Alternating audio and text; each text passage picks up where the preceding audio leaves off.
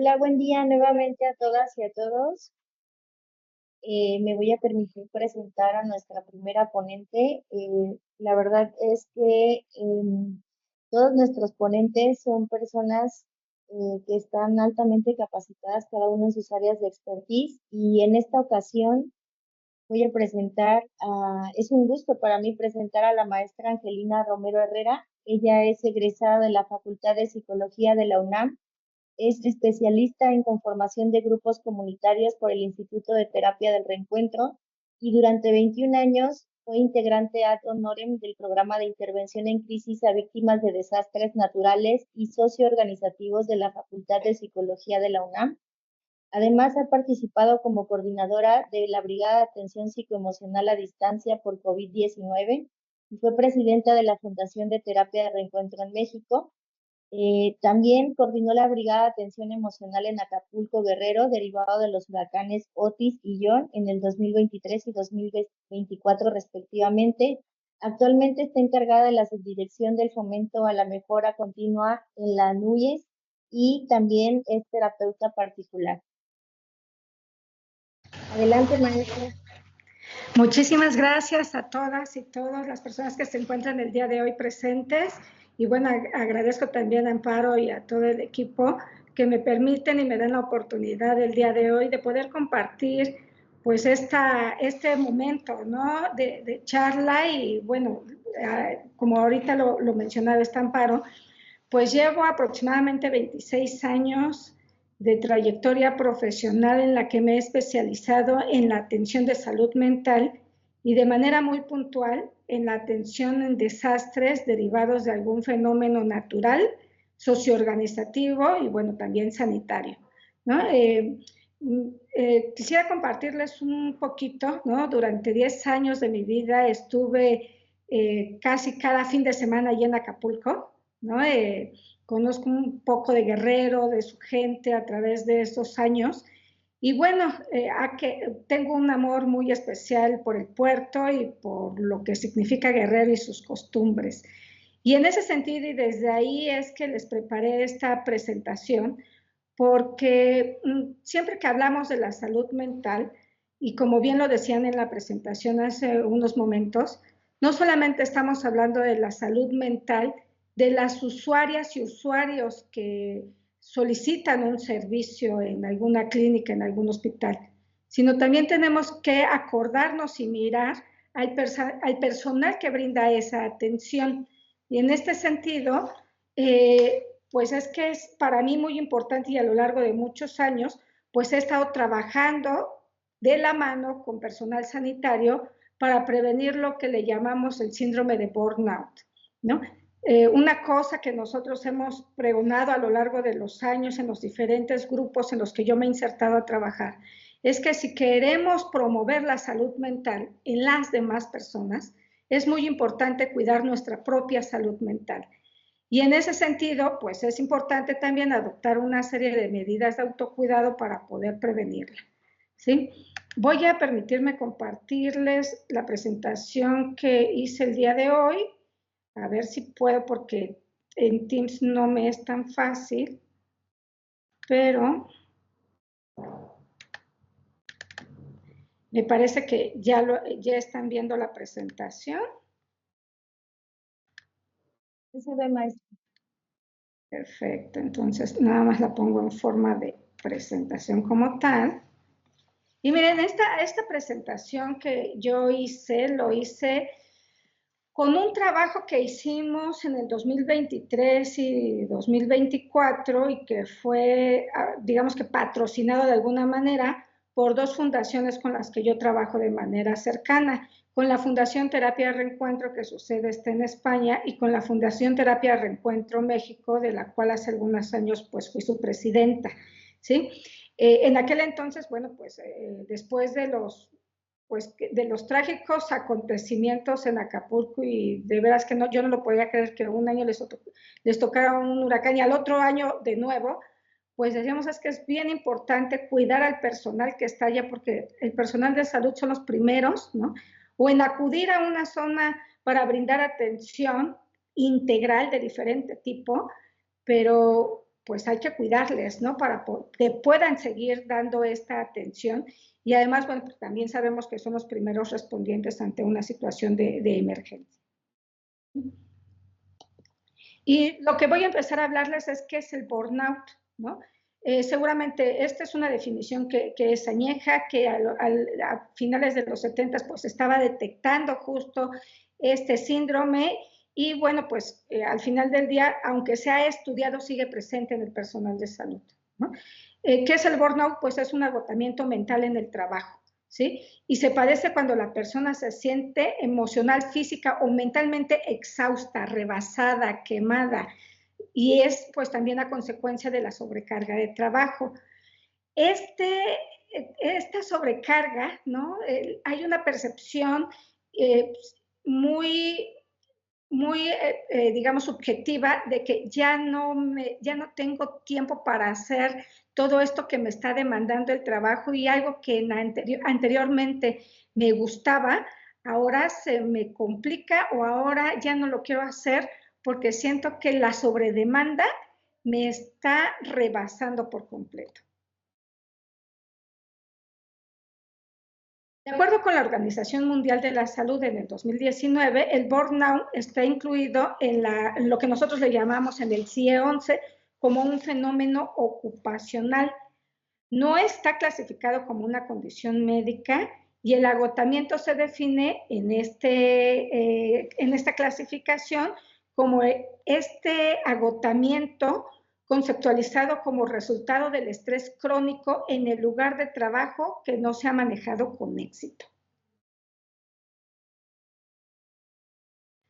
Es un síndrome también psicológico que implica una respuesta prolongada a estresores interpersonales crónicos en el trabajo y que tiene tres dimensiones claves. Por un lado, hay un agotamiento extenuante, por otro lado, hay un sentimiento de desapego por el trabajo y hay una sensación de ineficacia y falta de logros.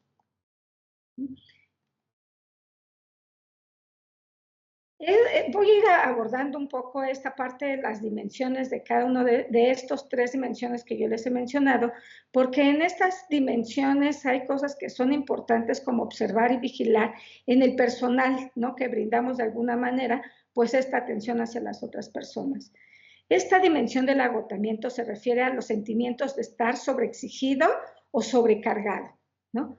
Los trabajadores se sienten debilitados, agotados y sin ninguna fuente de reposición. Y cuando me refiero a alguna fuente de reposición, es como tener un espacio justo, diría, para cargar la pila o para tener una mayor energía, ¿sí?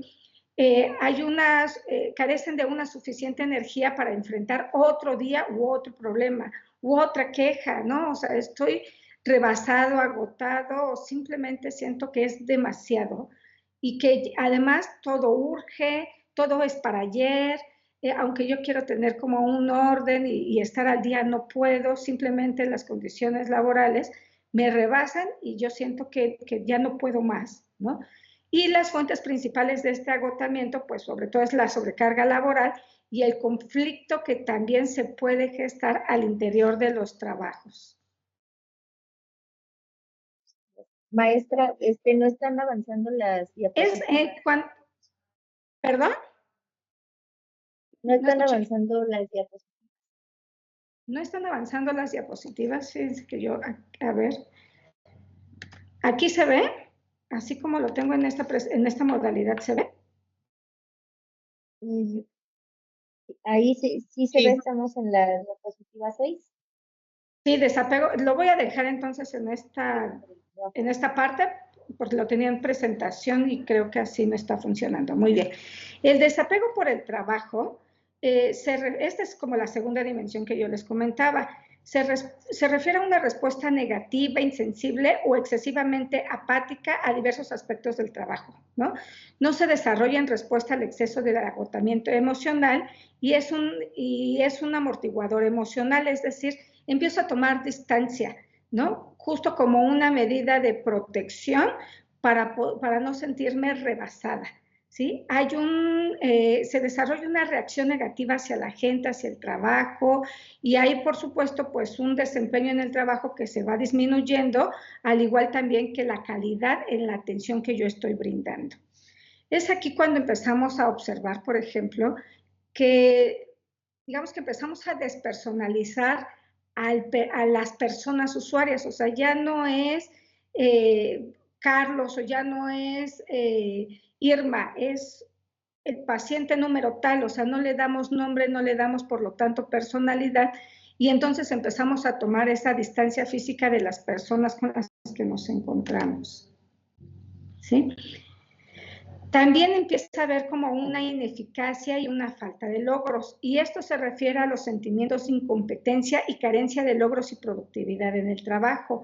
Es decir, hay un sentido disminuido del trabajo que yo estoy haciendo. O sea, es tanto que siento que no lo estoy haciendo tampoco con la calidad necesaria, pero también porque siento que estoy como aislado, como si hubiera una falta de apoyo social o también como estos caminos para poderse desarrollar de manera profesional, ¿sí? La gente que experimenta este tipo de burnout, lo que menciona es que, o sea, como que hay una serie de interrogantes de que qué estoy haciendo aquí, por qué estoy aquí, quizás estoy en un lugar equivocado, este no es el lugar en donde yo me imaginé estar, y entonces eso puede provocar esta sensación de ineficacia y sientan que de pronto pues han cometido inclusive un error al elegir su vocación o su oficio, ¿sí? Y llegan a tener una consideración como muy negativa hacia ellos mismos, pero también hacia las demás personas.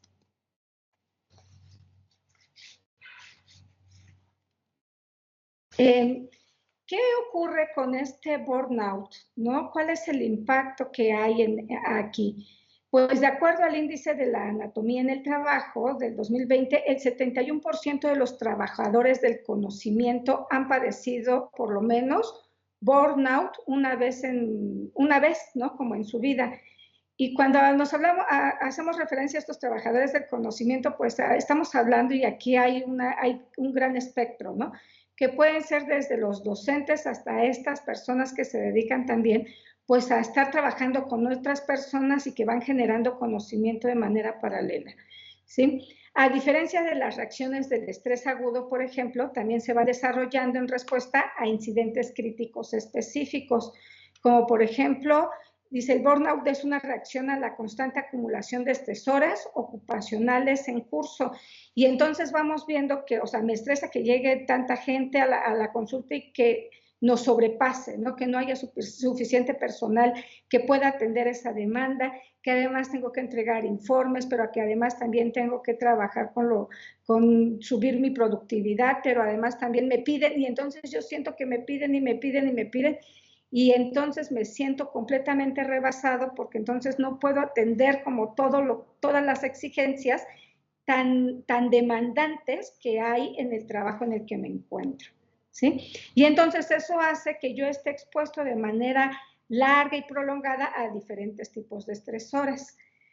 Este burnout empezamos a observar algunas características físicas, ¿no? Como dolores de cabeza, desórdenes gastrointestinales, tensión muscular, hipertensión, episodios pues, de resfrío o gripe constantemente, ¿no?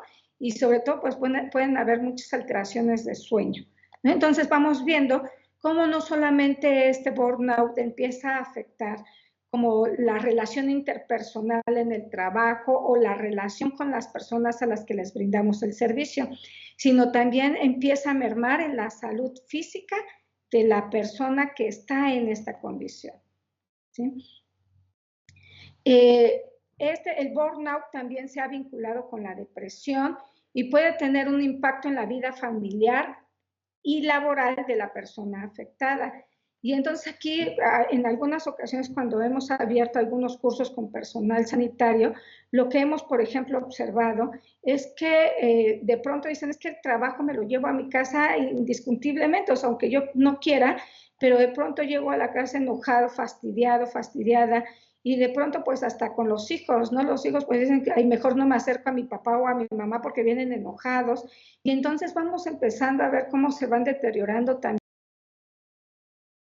en el entorno familiar de la persona que está teniendo esta condición de burnout, ¿no? Pero también empezamos a tener otro tipo de problemas porque me empiezo a aislar de las personas o empiezo a tener como estas barreras para poderme vincular con la gente porque me siento rebasada y ya no quiero ver a más gente, por ejemplo, ¿no? Algunas investigaciones, por ejemplo, han reportado que trabajadores que experimentaron burnout tienen un impacto negativo pues dentro de su familia, y aquí pues les dejo como estas referencias, si alguien quiere investigar más al respecto, porque me parece que es muy importante eso. O sea, cuando el trabajo ya está afectando también tu entorno familiar, es bien importante acudir y pedir ayuda, ¿no? O sea, también se vale pedir ayuda, también se vale decir, estoy sobrepasado con esto, y si ya me estoy llevando estas afectaciones al entorno familiar, es bien importante que se pueda recibir una atención integral, porque la familia puede ser un lazo que amortigua justamente el burnout.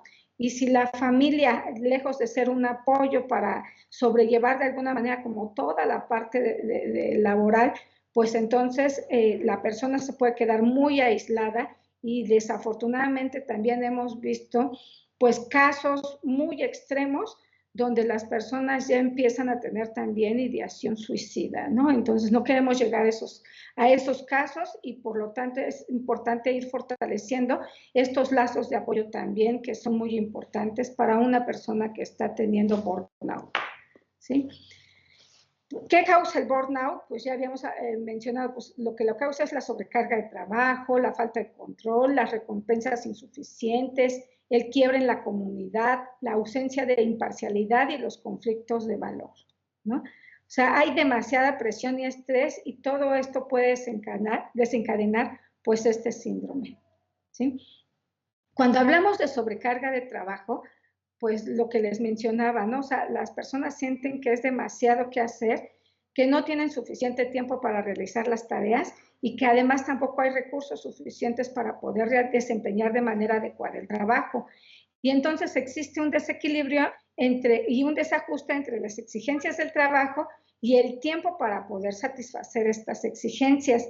Y entonces, pues, ¿qué es lo que ocurre? Que eso es lo que lleva pues a tener un deterioro en la vida familiar, pues que se sacrifica tiempo de la vida familiar para llevarlo a la vida laboral, pero inclusive eso tampoco es suficiente.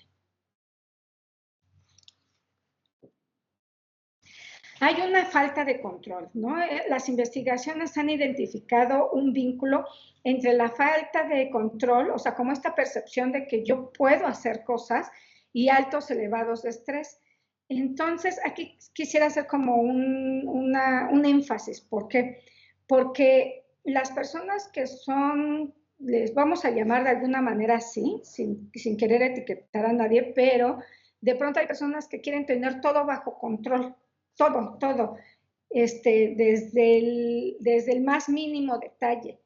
Y de pronto, ¿qué ocurre? Que en muchas ocasiones, aunque yo quiera tener el control, no todo está en mis manos.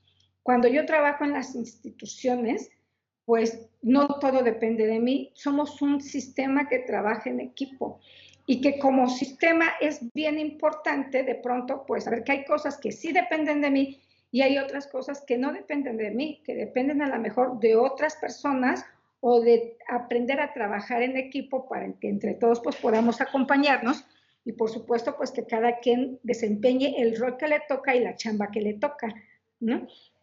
¿Qué ocurre cuando hay como mucho conflicto al interior y de pronto no se sabe qué es lo que cada quien tiene que hacer? Entonces parece que yo tengo que hacer absolutamente todo, y entonces tratar de mantener ese control y no poderlo hacer es altamente frustrante para las personas.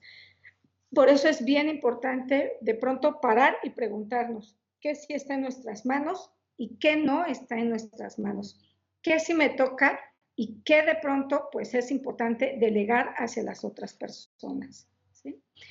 También en esta parte, como de pronto muy caótica, podemos observar que las recompensas son insuficientes, o sea que por más que me esfuerzo en tratar de sacar un buen trabajo, no es reconocido tampoco mi trabajo. O sea, me estoy dando la vida aquí, ¿no? Que me quedo más tiempo, me quedo horas extras, me sacrifico el tiempo con la familia, con los amigos o con la parte recreativa por estar en el trabajo y aún así no es suficiente y como no es suficiente, entonces siento que tampoco hay una recompensa ni en cuanto al reconocimiento de lo que hago de manera interna y a veces tampoco en la parte hasta salarial, ¿no? Entonces hay muchos factores y también es muy importante esto, ¿no?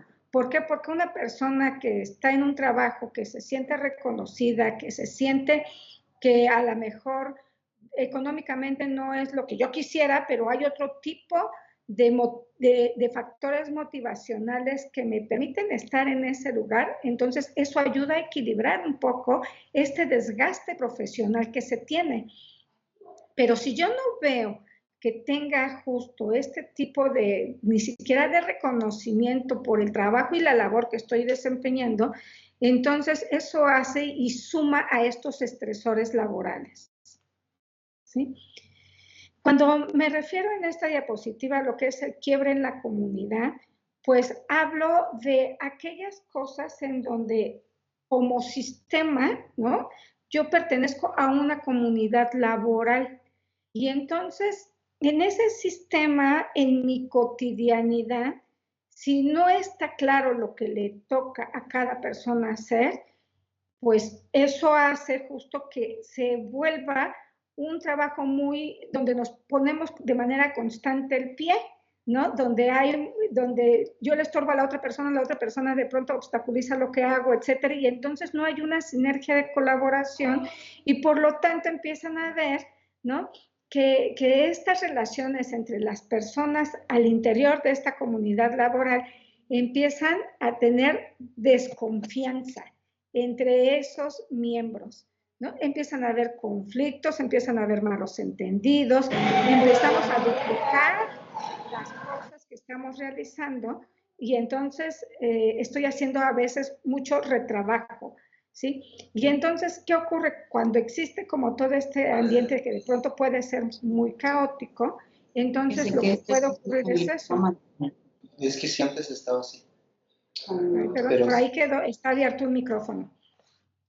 Entonces, ¿qué ocurre? ¿No? Cuando hay un quiebre en esta comunidad y no hay apoyo, hay hostilidad y hay mucha competencia, ¿no? Y entonces se torna difícil resolver los conflictos, ¿sí?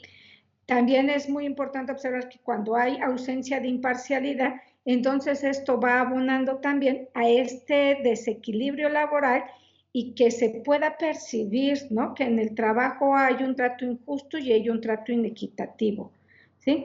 Entonces, ¿qué ocurre con todo eso? Pues que hay rabia, hay hostilidad entre las personas, ¿no?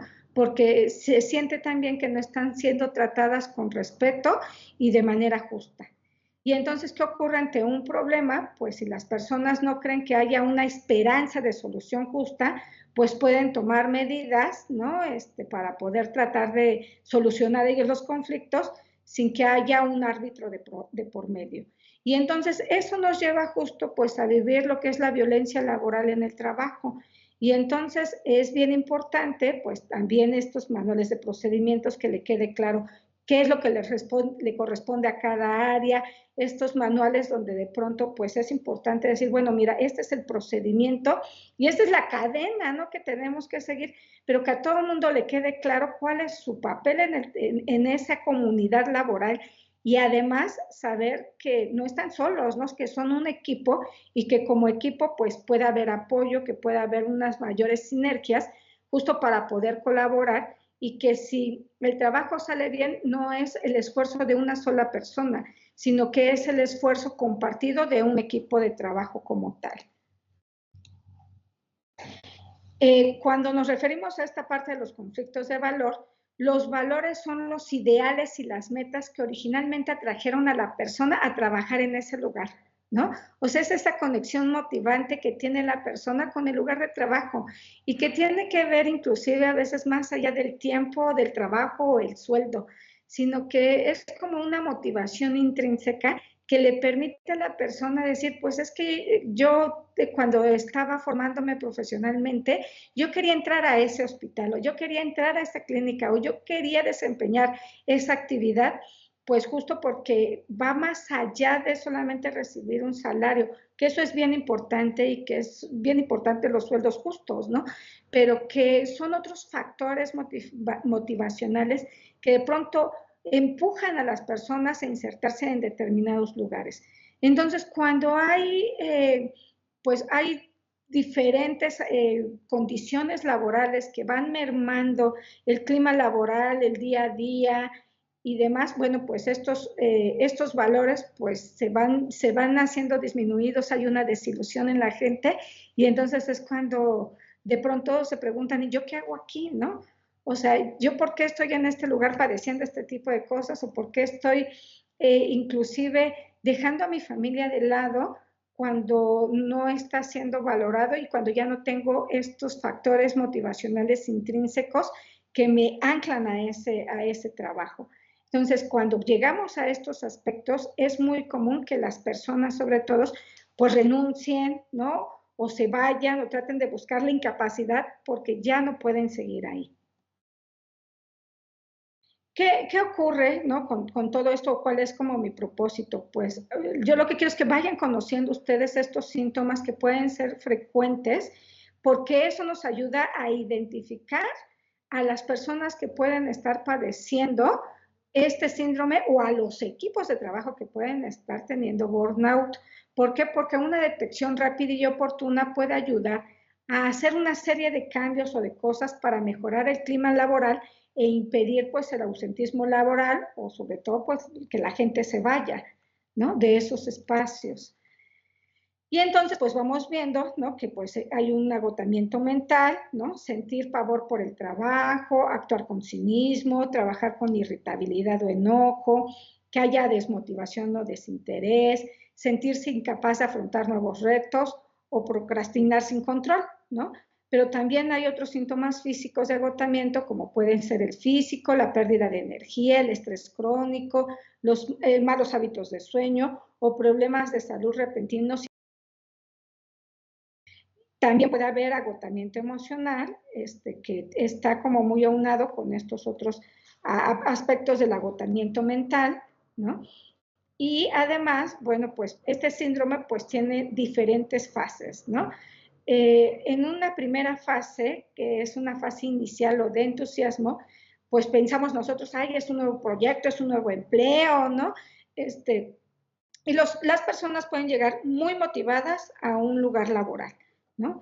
Esto me parece que es algo importante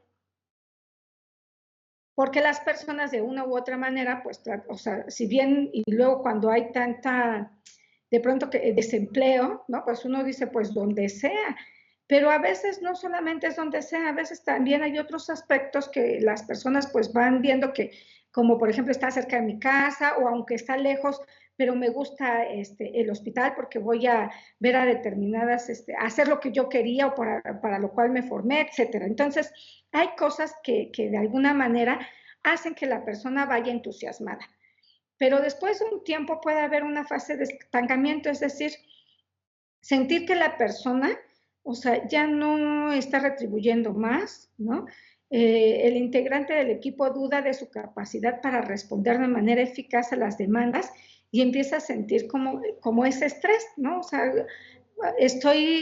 siento que por más que me apuro no puedo avanzar, ¿no? Por más que trato de hacer este tipo de actividad, pues siempre me dicen que me equivoco en todo momento, en fin. Y entonces eso me lleva a una fase de frustración en donde la persona ya no está motivada porque por más, y además como de o sea, de frustración porque no puedo hacer ya más cosas, ¿no? Hay cosas que no están como en mis manos y entonces pues digo, bueno, pues si ya de todas maneras ya voy tarde, pues como para qué hago esto. Y entonces es cuando llegamos como a esta fase de apatía, ¿no? Y entonces el trabajo parece no tener sentido, no me interesa, ya no siento que vaya porque me estoy realizando profesionalmente ahí, en ese espacio laboral, y empiezo a ralentizar el ritmo de trabajo, ¿no? O sea, voy más lento, ya no quiero como seguir como con esas prisas y entonces llego como en una apatía completamente, ¿no? Y entonces ya paso a una fase donde estoy quemado porque hay un colapso mental y emocional y la persona dejará de ir al trabajo o pedirá su cambio de proyecto o simplemente renunciará a ese espacio, ¿no? Y entonces, bueno, después de toda esta parte donde podemos entender, bueno, cómo es que se va dando este síndrome de burnout, que vemos que no es de jalón, sino que de pronto es poco a poco, ¿no? Pues, ¿qué podemos hacer? Pues pueden haber aspectos del entorno laboral y aspectos en los equipos de trabajo que nos permitan, pues, ir, digamos que abordando este aspecto para su prevención desde estas miradas, ¿no? En la parte laboral podemos establecer políticas de salud para el personal, eh, trabajar en los liderazgos y en la supervisión de los equipos de trabajo, también en la formación y en la capacitación constante de los equipos, la promoción del equipo de trabajo, la regulación del tiempo laboral, de las horas extras o de los horarios nocturnos y también realizar un programa de descansos adecuados, ¿sí? Es importante propiciar que el personal a cargo se involucre en la toma de decisiones y aquí me parece algo que para mí es muy importante, ¿no? Que es reconocer el trabajo que está haciendo el colaborador o colaboradora, porque en verdad que hasta el personal de limpieza juega un papel muy importante, sobre todo pues en los espacios, en los hospitales y demás, pero también aquella parte administrativa, ¿no? O aquella parte ya de atención directa con el público, con los usuarios. Entonces yo creo que todo el rol que ocupa el personal es algo súper importante, ¿no? No, nadie hace cualquier cosita y ya cualquiera lo podría hacer, ¿no? Si lo está haciendo, me parece que es muy importante este reconocimiento hacia las personas y hacia la labor que están desempeñando en ese lugar, ¿no? También es muy importante promover las buenas relaciones en el entorno laboral y que miren que esas son cosas que pueden ser tan finas que dicen, bueno, la educación no solamente se obtiene en las universidades, sino también en la cuna, ¿no? Y a lo que me refiero es justamente que a veces es desde el saludo, desde el poder llegar en la mañana y saludar a mis compañeras y compañeros de trabajo. Hola, fulanito de tal, hola, perenganita de tal, ¿cómo estás? Buenos días, ¿cómo están? ¿No? Esas cosas que a lo mejor son cuestiones donde le invertimos segundos, porque a veces no es necesario invertirle minutos, ¿no? Pero esas cosas pueden marcar la diferencia para el comienzo de una jornada laboral, ¿no? El podernos hablar de manera cordial, eso también es muy importante, porque de pronto en el día a día, pues podemos sentirnos rebasados en muchos sentidos y poder ser cálidos en nuestro trato y sobre todo con nuestros compañeros o compañeras de trabajo es algo sumamente importante, ¿no? Es muy importante tener también estrategias para prevenir estos burnout, como en los programas de descansos o en marcar los límites en los entornos laborales. Por ejemplo, el programar los descansos para prevenir y contrarrestar este burnout, ¿no? Pueden ser aspectos muy breves en donde decimos, bueno, 2 horas de corrido y podemos tener 15 minutos de descanso o tomarse 5 minutos para tomar un café o poder caminar o tomar algo de sol. O sea, eso es algo muy valioso porque esos 5 minutos o 10 minutos que nos podemos dar, eso nos ayuda como a despejarnos, nos ayuda como para cargar un poco más la batería para terminar la jornada laboral, simplemente hasta para una condición de que circule la sangre por nuestro cuerpo, ¿no? También es muy importante como marcar los límites en el sentido de poder decir, bueno, a ver, ya trabajó, ya terminé mi jornada laboral, ya me voy a mi casa, me tengo que desactivar, ¿no? Ahora en la pandemia que estuvimos conectados vía remota en todo momento, pues hablaba de algo que decía por el derecho a la desconexión. Y eso era en verdad muy importante porque tenía que haber un espacio bien delimitado de, aunque esté en mi casa, pero mi horario de trabajo es de 10 de la mañana a 5 de la tarde, por ejemplo, ¿no? Y después de las 5 tengo derecho a desconectarme del trabajo para podérselo dedicar a la familia o inclusive pues para hacer mis cosas personales. Entonces es muy importante que podamos desconectarnos completamente del trabajo y no llevarnos a casa, porque si no, eso a lo largo, ahora sí que a la larga acorta nuestra vida laboral. Muy importante, ¿no? Como esta parte de los días libres, ¿no? Aunque me tome mediodía o mediodía sin trabajar, ¿no? Sí, sí es como muy importante. Hay empresas que lo que están promoviendo actualmente es decir, por ejemplo, de lunes a jueves tenemos horario completo y los viernes, o de lunes a viernes tenemos el horario completo y los sábados solamente trabajamos mediodía, ¿no? O hay ciertos días festivos en donde nada más venimos mediodía a trabajar, ¿no? En fin, para eso yo sé que es muy importante pues la organización de la misma institución para que siempre haya guardias, ¿no? Que bueno, tú vienes por la mañana y nosotros por la tarde, en fin, pero eso sí es muy importante para poder sentir también que el personal, bueno, tiene estos espacios donde no va a estar como sobrepasada, sino al contrario, poder sentir que gozo también pues de este tipo de espacios donde sé que voy a venir a trabajar durante determinado tiempo, pero después ya voy a tener como el tiempo libre para la parte familiar y la parte de recreación, ¿sí? Y muy importante también, pues los equipos de cuidado, conformar un cuidado como una política al interior de los equipos, ¿no? ¿Y a qué me refiero con esto? A veces, y eso se hace cuando se promueven buenos ambientes laborales, ¿no? Y yo veo que mi compañera está, pero sobrepasada, ¿no? Y a lo mejor yo fui como más rápida para hacer alguna actividad o que lo que yo tenía que hacer era como más ágil. Y entonces, ¿te puedo ayudar en algo? ¿No? Cuando yo le estoy preguntando eso a mi compañera, ¿te puedo ayudar en algo? Yo ya le estoy cuidando porque le estoy diciendo detrás, me interesa lo que tú estás haciendo y te veo o aturdida o rebasada o de en qué te puedo ayudar esa parte, pues se siente justo el apoyo del equipo para poder pues impulsar cosas, ¿no?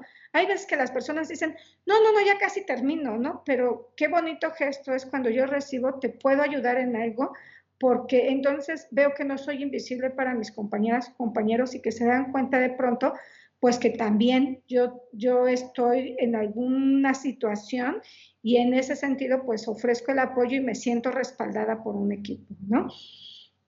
Muy importante de pronto que vemos, ¿no? A la gente que está haciendo y haciendo y haciendo, decir, oye, ¿ya fuiste a comer? ¿No? Porque a veces estamos tan clavados en el trabajo que no nos damos como ese tiempo para poder que nos caiga el 20, ¿no? Y decir, ah, caray, sí es cierto, no me levanté o ni siquiera me he parado, ¿no? Del escritorio. Entonces, el que alguien llegue y me pregunte, oye, ¿ya comiste? ¿O ya te fuiste a comer? ¿O sí tomaste tu descanso?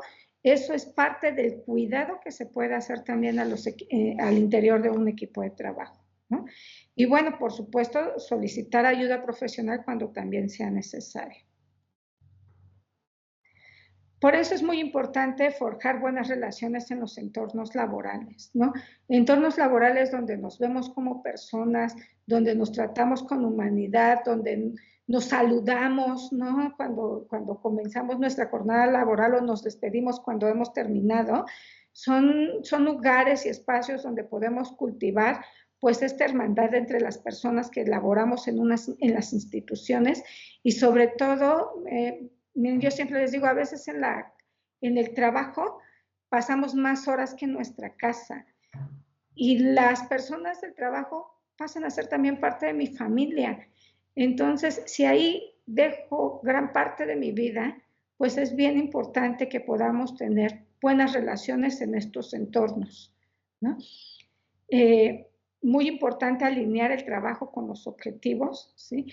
Porque es muy importante saber hacia dónde vamos como equipos de trabajo, que sean los objetivos claros, que hay un liderazgo, que tengamos estas líneas, ¿no? De saber que yo voy hacia cierto lugar y cierto rumbo. Y miren, acá en donde yo estoy en la Noyes, una vez nos decían, bueno, ¿cuántos conocemos los programas de trabajo de las otras áreas, ¿no? Porque en su conjunto, pues vamos impulsando una serie de acciones para fortalecer las instituciones de educación superior. Y entonces decían, pues nos hacían este símil, ¿no? Decían, bueno, llegan y le preguntan a un albañil, ¿qué estás haciendo? Y él contesta, pues aquí pegando ladrillos, ¿no? Ah, bueno, pues muy bien, gracias por tu labor, ¿no? llegan con otro y le dicen, ¿qué estás haciendo? ¿Cuál es tu labor? Estoy aquí construyendo un rascacielos, ¿no? Y está haciendo exactamente la misma actividad. Entonces, fíjense cómo la visión y la importancia del establecer objetivos, de que haya comunicación en las áreas, pero esa comunicación va a poder ser posible si se van fomentando estos entornos más agradables en el trabajo, ¿no? Es bien importante encontrar un equilibrio entre la vida privada y el trabajo, ¿no? Y justo lo que les comentaba hace un momento, ¿no? O sea, es bien importante el trabajo para las personas porque además de que a través del trabajo yo obtengo pues un salario y un medio para vivir, también es muy importante pues el desarrollo profesional, pero es también muy importante sentir que estoy trabajando y que me estoy desarrollando profesionalmente, pero que también tengo una familia, ¿no? Que pertenezco a esa manada, yo les digo, y sentir que ese también es un espacio donde conozco a la persona con la que duermo todas las noches, que conozco a mis hijos e hijas, que voy acompañándoles en ese proceso de crecimiento, que además, bueno, también puedo tener amigos, amigas con las cuales pues me puedo ir a tomar un cafecito, una comida, ¿no? Y que pueda tener también pues espacios de recreación, ¿sí? Y bueno, pues finalmente y en conclusión, el burnout no es un problema de las personas, sino del ambiente social en las cuales trabajan. Y eso me parece que es algo bien importante porque como instituciones tenemos que pensar también en qué hacemos o dejamos de hacer para que puedan favorecer o no estos ambientes laborales. La estructura y el funcionamiento del lugar de trabajo definen la forma en que la gente interactúa con otros y cómo realizan sus trabajos. Cuando ese lugar de trabajo no reconoce el lado humano del trabajo y existen grandes desajustes entre la naturaleza del trabajo y la naturaleza de la gente, entonces habrá un mayor riesgo de burnout, ¿no? Y este síndrome puede pasar desapercibido completamente porque además pues las personas lo vamos viviendo de poquito en poquito, de poquito en poquito, hasta que llega un momento en que no me doy cuenta en qué momento llegué a este lugar. Por eso es muy importante, pues siempre, pues no dejar acumular los síntomas o las cosas o los pendientes o los diálogos, ¿no? Y yo creo que parte del trabajo, pues que se realizan justo con actividades como las que se presentan hoy y mañana, pues tienen que ver también, pues, con esta promoción de la salud mental desde otro lugar, ¿no? Y bueno, pues aquí simplemente les dejo algunas referencias. Esta presentación se la dejo a Amparo por si la quiere socializar. Y pues por mi parte, pues es todo. Muchísimas gracias por la escucha esta mañana. Y si hay alguna pregunta, duda, comentario con respecto a esto, pues estoy a sus órdenes unos minutos. Ok, maestra, muchísimas gracias por esta ponencia tan interesante. Psicóloga Amparo, ¿ya funciona su micro por aquí? No sé si alguien tenga alguna duda. Vamos a ir levantando la mano para que les demos la palabra. Y, ok, vamos primero con la psicóloga Janet Parra y después con Lluvia, por favor. Lluvia Cordero ya abrió su micrófono. A ver si puede hablar. Buenos días a todas y a todos. Doctora, muchas felicidades por la presentación. Tengo dos preguntas que están relacionadas, creo. ¿Qué pasa cuando se detecta a un personal que ya tiene el burnout? ¿Existe algún protocolo que se haya implementado, que haya funcionado para la recuperación de esta persona? Sí, mira, yo creo que es muy buena pregunta. Pues lo primero que se hace pues es canalizarla, ¿no? Es muy importante si la persona, o sea, hablar con la persona que está teniendo pues síndrome, estos síntomas y poderla canalizar a un servicio, ¿no? Por supuesto que siempre es con su autorización, pero sobre todo pues haciéndole ver cuáles son pues el posible pronóstico de no atenderse, ¿no? Pero lo que también es muy importante es no solamente canalizar a la persona que pueda recibir una atención oportuna, sino trabajar de manera integral en esa área donde se está presentando eso. porque a veces la persona que lo está presentando solamente es el síntoma, ¿no? Entonces, sí es muy importante trabajar de manera, pues, interdisciplinaria en esos espacios para saber, bueno, qué es lo que podemos hacer. Protocolos como tal, yo no conozco, pero no significa que no se puedan implementar. Yo creo que hay todo un área de oportunidad ahí para poder establecer protocolos que permitan, pues, de alguna manera fortalecer, ¿no?, estos ambientes de trabajo que permitan, pues, tener, pues, una mayor integración en estos equipos y además, bueno, también qué es lo que estamos haciendo de manera interna, ¿no? ¿Por qué la persona está teniendo ese síntoma? ¿Ocurre algo con ella, con el equipo? O también puede ser o suceder, ¿no?, que las personas están teniendo o están pasando por una situación particularmente difícil y que a lo mejor nadie les ha escuchado. Entonces es muy importante por eso, pues, esa escucha hacia el personal y en muchas ocasiones, si es necesario, la canalización.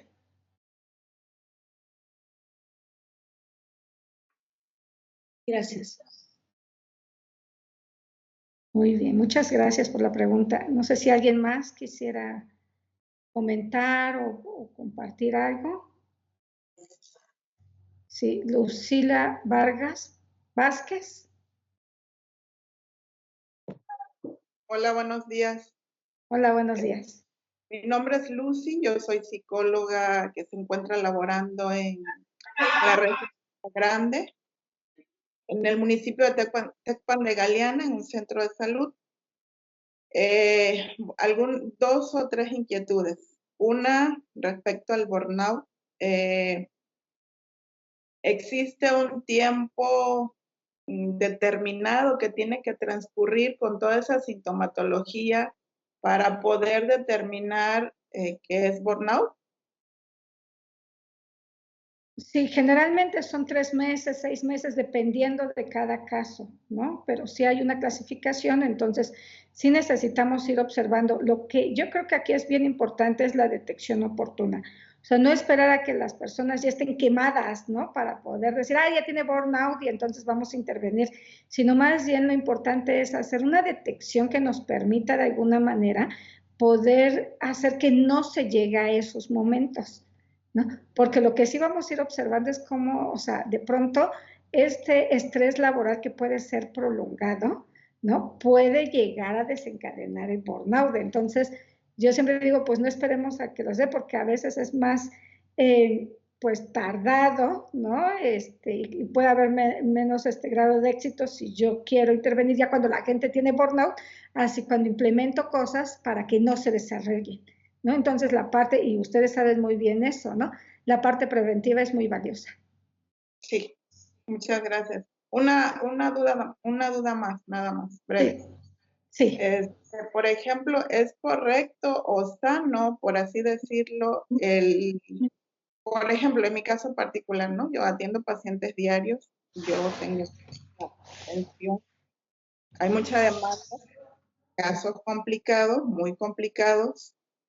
Llega un momento en que sí, en mi caso personal, sucede que yo me siento muy agotada, muy agotada.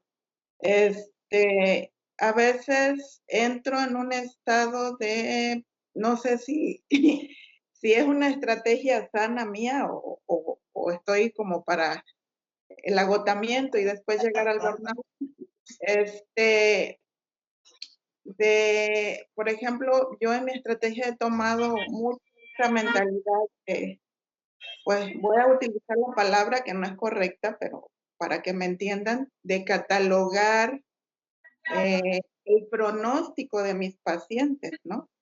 Entonces a veces entro en ese pronóstico de decir, tengo un pronóstico negativo para mi paciente y pues me mentalizo eso, o sea, digo, no lo voy a poder ayudar como quisiera ayudar, ¿no? Por factores externos a mí, ¿sí? Que pienso que se involucran. Entonces, eso a mí, en mi caso particular, me ha ayudado mucho. que es correcto en el término profesional que yo tome esa pues actitud, no sé cómo llamarlo, como para pues ir avanzando en el trabajo y no entrar en ese estado de agotamiento extremo y pues llegar al burnout. Bueno, miren, yo creo que aquí sí es bien importante el enfoque que les damos, ¿no? Cuando estamos dando una intervención. De pronto, yo los invitaría como a verlo desde otra perspectiva, ¿no? El hecho ya de que esté yendo que acuda a un servicio y que haya alguien que lo escucha, con eso yo ya estoy contribuyendo en algo. Al final del día, lo importante es ver que las personas tienen que ser expertos en su propia vida y las personas irán también dictando como el rumbo. Hay cosas que como profesionales podemos hacer y hay otras cosas que no podemos hacer y que no están en nuestras manos. Yo lo que les puedo compartir desde mi experiencia de estar trabajando en un desastre y en otro y en otro y en otro, ¿no? Es que al inicio pues era altamente frustrante saber que lo único que podíamos era ir a entregar despensas, ¿no? Pues yo no le puedo recuperar la vivienda a esa persona o yo no le puedo recuperar pues lo que perdió, inclusive cuando hay pérdida de vidas humanas de por medio, ¿sí? Pero lo que yo sí puedo hacer es brindarles mi escucha y mi acompañamiento. Y miren, me pasó una cosa muy linda cuando fui, que en verdad a mí me conmovió mucho, porque ahora que fuimos a entregar algunos víveres por lo del huracán John, íbamos casa por casa, pero íbamos sobre todo, habíamos detectado algunas viviendas donde habían personas adultas mayores en estado de postración, ¿no? O personas vulnerables por algún motivo. Y entonces íbamos, tocábamos la puerta, la entrega de la despensa era solamente el medio de entrar y el contacto con la gente para decirle, pues no estás sola, ¿no? O sea, estamos aquí. Y les poníamos hasta unos letreritos, ¿no? En las despensas que entregábamos, donde les permitíamos de alguna manera mandar el mensaje de no estás sola ni solo, ¿no? Hay gente que te acompaña y que a lo mejor ni siquiera pues se dan como esa idea, ¿no? Pero sí se la dan. Cuando llegamos a una de estas viviendas y tocamos la puerta y le entregamos la despensa, la persona a la que se los dimos nos detiene y nos dice, gracias. Dice, te agradezco a ti que eres el rostro de quien me lo viene a entregar. Dice, y en verdad no sabes lo que significa para mí en estos momentos. Dice, pero yo sé que detrás de ti hay más gente. Desde que se fue a quien compró la despensa, quien fue al supermercado o a la central de abastos o al mercado para poderlo donar. La persona que lo etiquetó, la persona que lo embolsó, la persona que le puso esta etiqueta. Dice, yo sé que detrás de ti hay muchas personas más. Dice, y en verdad no tienes idea lo que esto significa para mí en este momento. Y así me ha pasado a lo largo les decía, 26 años donde me he dedicado a esto, donde a veces es lo único que yo sé es que el día de hoy puedo acompañarlo con mi presencia, ¿no? Pero de antemano, y a veces es lo único que yo puedo hacer, pero en verdad hay gente que eso le cambia la vida, ¿no? Entonces, por supuesto, entender y tener los pies sobre la tierra es saber que no soy la todopoderosa y que muchas veces no voy a cambiarle sustancialmente la vida a nadie, ¿no? Porque ¿quién soy yo además para saber que no es que tú tienes que ser de determinada manera, ¿no? Porque así lo dicta la sociedad, ¿no? Todo va a depender de su contexto y de su condición, pero lo que siempre será muy importante es que pues aquí estoy a la escucha, ¿no? Y pues trabajemos lo que se pueda, porque es bien importante eso, saber que las personas van a trabajar lo que pueden trabajar en ese momento de vida, ¿no? Aunque claro, yo quisiera que pudieran hacer grandes cambios, pero no lo van a hacer porque a veces es una cosa chiquita y esa cosa chiquita ya es demasiado para la gente. Pues esa cosa chiquita y vámonos por esas cosas pequeñitas a veces, ¿no? Entonces eso es algo muy importante. Muchas gracias, me quedó claro. Muchas gracias. De nada, Lucila. Muy bien. Y otra pregunta más y con eso cerraríamos. Sí, creo que María Soledad tiene el micrófono abierto. Sí, diga. Sí. Buenos días a todos. Muchísimas gracias por esta ponencia tan clara, tan bonita, tan que me deja muchos conocimientos y me aclara muchas cosas de las que yo he vivido. Yo soy médico general, estoy en el Centro de Salud Alameda y tengo otro empleo.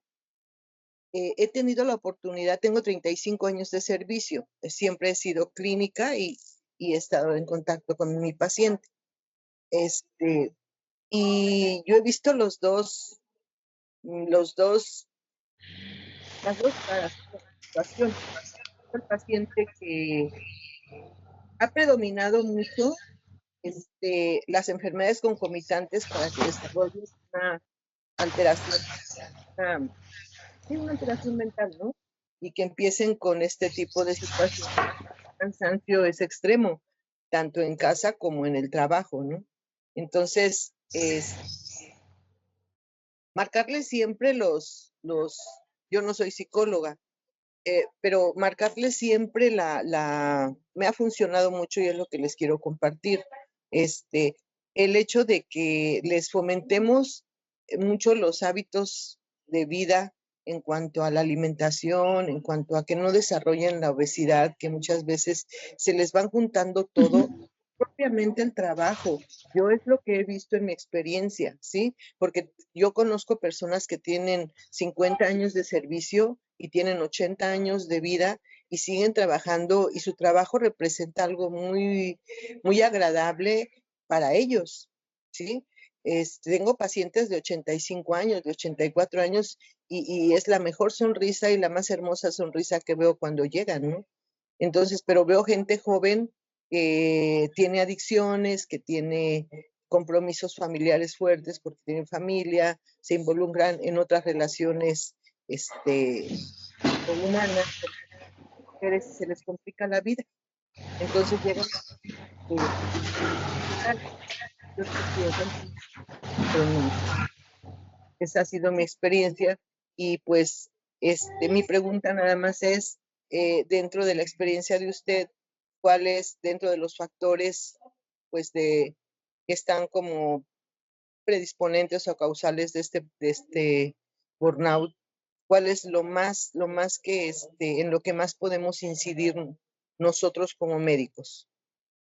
Ya que no somos... Pues claro, mire, yo creo que algo que está haciendo, primero muchas gracias por compartir, ¿no? Como esta parte de su experiencia y lo que a usted le ha funcionado, porque yo creo que estos espacios son justo para eso, ¿no? Para poder compartir y socializar el conocimiento y de pronto, pues también la parte de la generación de ideas, ¿no?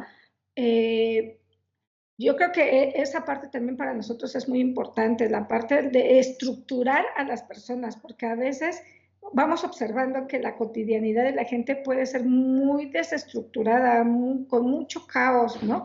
Donde no hay tiempos, orden, estructura, etcétera. Entonces, muy importante, por ejemplo, tratar como de observar las estructuras. Yo lo que hago de pronto es, bueno, a ver, cuando veo que hay como mucho lío en la vida de la gente, ¿no? Porque no hay ni siquiera un orden para levantarse, no hay un orden para bañarse, no hay un orden para nada, ¿no? Entonces es, bueno, a ver, vamos a empezar con la cotidianidad. ¿A qué horas te levantas, no? ¿A qué horas te duermes? La higiene del sueño, la parte de la estructura de la alimentación, ¿no? Que pueda tener mínimamente sus 3 comidas al día, porque sabemos que pues los nutriólogos nos dirían ni las colaciones, pero hay gente que en verdad que ni 3 comidas puede hacer, ¿no? Siquiera. Entonces, esa parte es muy importante. Empezar a mirar cosas. Me decía una persona con diabetes, ¿no? Pues tenía un lío con el azúcar justamente por eso, pero lo veía como es que me tengo que poner a dieta, tengo que dejar de tomar refresco, tengo que, ¿no? Y en muchos tengo. Le digo, y si eso lo ves tú como un proyecto de amor hacia tu persona, el cuidado de tu salud, ¿no? Así como con ese cariño y ese amor que de pronto pues le das a los hijos o a las hijas, ¿no? Que los cuidas para que los lleves a la escuela o que si se enferman los llevas al médico, etcétera. Le digo, vuelve tu vida un proyecto de amor, ¿no? Y entonces, desde ese proyecto de amor, fíjate cómo cuando duermes tus 8 horas, ¿no? O 7 horas, estás cuidando a tu sueño como un proyecto de amor. Estás comiendo a tus horas como un proyecto de amor estás yendo a trabajar como un proyecto de amor, haces tales actividades como un proyecto de amor, ¿no? Entonces, convertir nuestra cotidianidad en un proyecto de amor y cuidarnos, ¿no? Como un proyecto de amor, eso es algo importante, porque el deber ser a veces, pues hay conflictos con la autoridad, o yo porque me tengo que acatar a esto que dice la gente, o no sé, ¿no? Como con mucha rabia de pronto, pero cuando lo ves y lo enfocas desde otra perspectiva, entonces empiezan a haber cambios ahí muy pequeñitos, ¿no?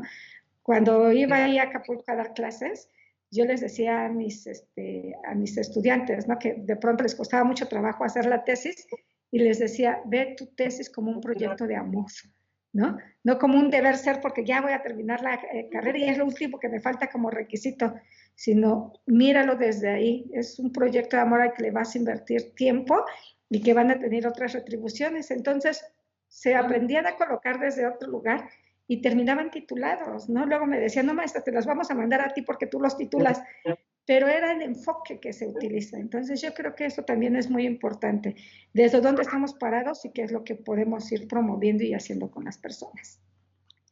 Bueno, pues muchísimas gracias. Muchas gracias, doctora, gracias por su contribución. Y pues bueno, yo hasta aquí dejaría esto. Muchísimas gracias, Amparo, muchísimas gracias a todas y todos por estar presentes. Y bueno, esperemos que nos podamos encontrar en otro momento. Maestra, muchísimas gracias por compartir su ponencia. Me voy a permitir también